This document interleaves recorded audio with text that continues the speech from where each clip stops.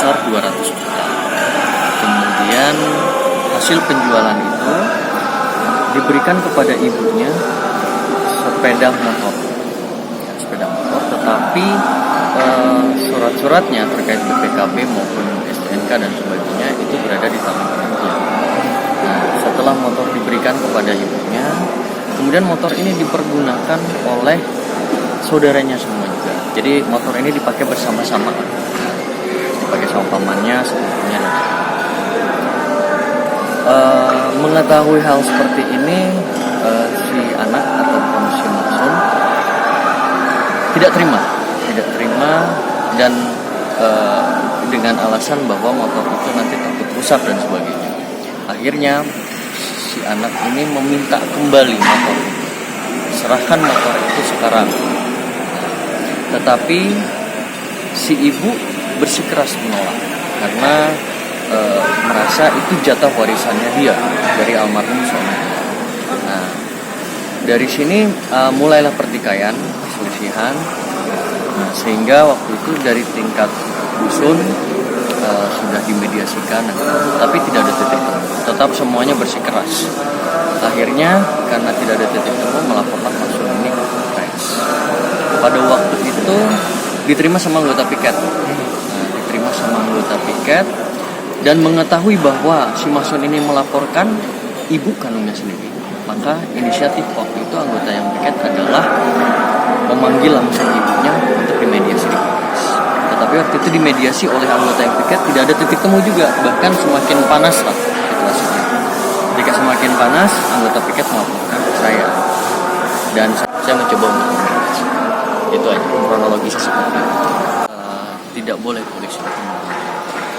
Tetapi di sini polisi itu bukan hanya penegakan hukum saja, tapi harus menilai dari berbagai sisi. Jadi mulai dari sisi kepastian hukumnya ataupun manfaatnya.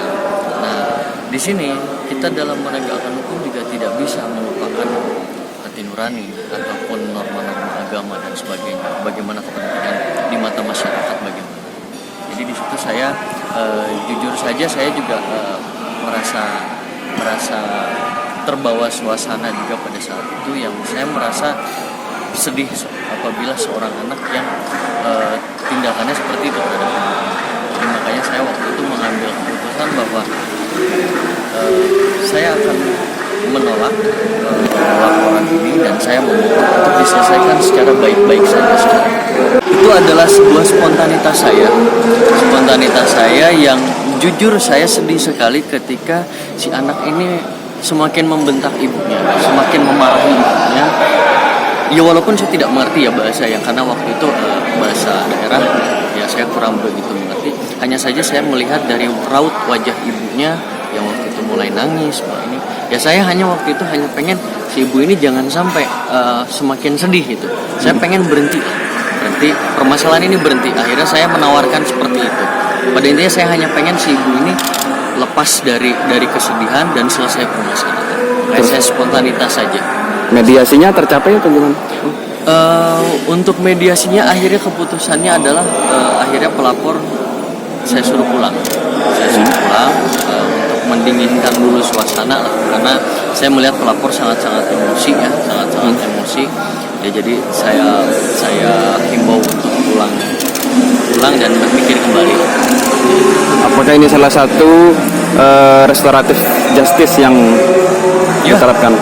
Ya, salah satunya di sini adalah penyelesaian masalah, terutama penyelesaian perkara ya, penyelesaian perkara di luar dari sistem peradilan yang ada, proses hukum yang ada. Kalau dari secara hukumnya itu Bang, apakah ini masuk unsur pidana atau tidak? Karena kan kami sama sekali belum melakukan langkah apa-apa, belum melakukan penyelidikan dan segala macam. Jadi itu memang pure murni orang ini melapor dan kami belum membuat dalam bentuk laporan polisi ataupun laporan pengadilan, belum ada.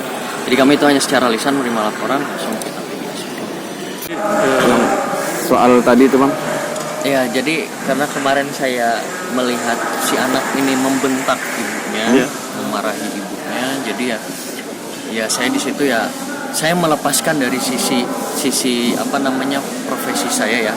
Jadi Jadi saya melepas saya sebagai kasat reskrim ataupun sebagai anggota polisi. Saya hanya merasa di situ saya merasa memposisikan diri saya sebagai anak saja. Jadi waktu itu saya merasa ya seorang ibu janganlah dipolitikan, makanya saya menawarkan secara spontan. Itu memang ya tidak saya rencanakan, tidak ini, pokoknya itu hanya mengalir saja dari pikiran saya menawarkan. Karena saya takutnya ibu ini makin sedih, ya maklum lah, namanya juga udah tua kan, takutnya gimana shock atau bagaimana. Itu yang saya berarti menawarkan membelikan ya, motor.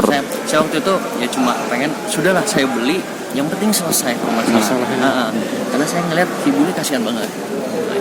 Oke.